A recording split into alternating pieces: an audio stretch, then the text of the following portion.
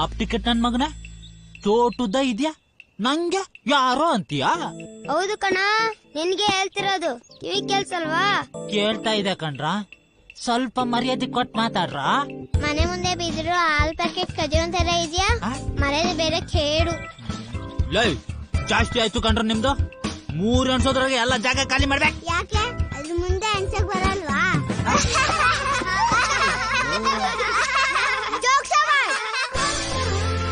ಇನ್ಮೇಲೆ ನಮ್ಮ ಏರಿಯಾದ ಹುಡ್ಗಿನ ಫಾಲೋ ಮಾಡ್ಕೊಂಡ್ ಬಂದ್ರೆ ಏನೋ ಮಾಡ್ತೀರಾ?